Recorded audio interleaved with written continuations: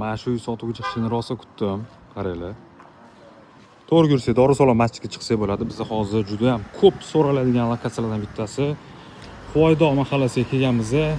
Topoy lokatsiyalardan bittasi. Mana keng yo'lga qilingan, bemalol mana shu 4 ta mashinani sig'dirsangiz bo'ladi.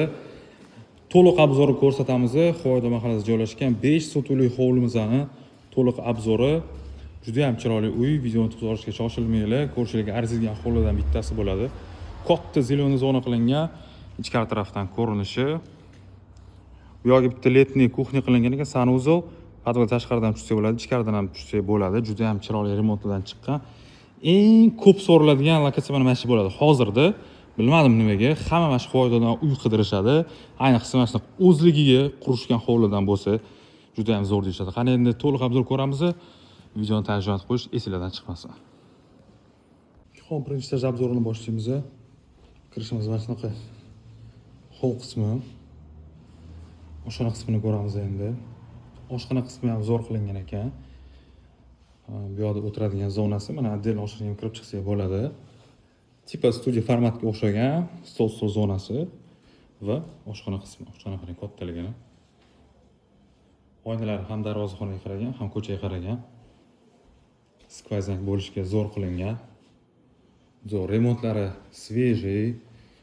Ko'p narsalar qo'yapti, почти hamma narsa qoladigan ham bo'ladi. Ba'zi bir narsa olib chiqib ketiladi, uni kelganlarda o'zingizlar kelishib olasizlar. Podval qismiga keladigan bo'lsa, to'liq podval jiloy qilingan. Videosini ololmayman hozir, kelganlarda o'zingizlar ko'zinglar bilan ko'rasizlar. Bu bo'lsa zal qismi. Katta zal qilingan.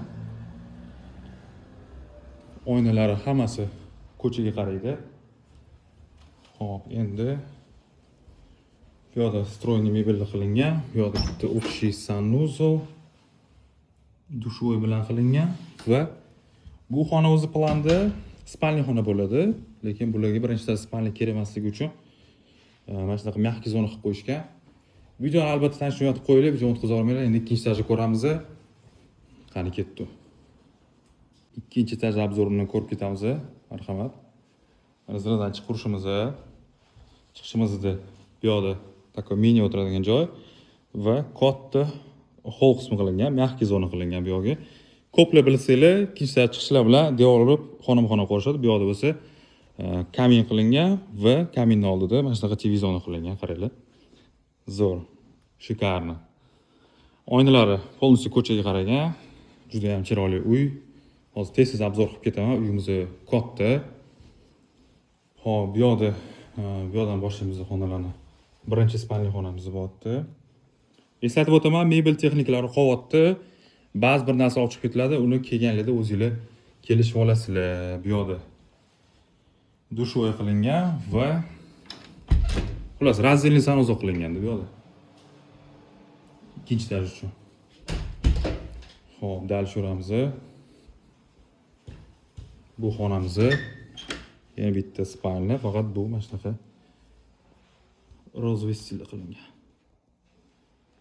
Xonalar hammasi katta-katta qilingan, kichkina xona yo'q. Xo'p, bu yerda ham o'zi bitta xona bo'lgan ekan, lekin bu xonani o'zligi uchun garderob qo'yishgan ekan.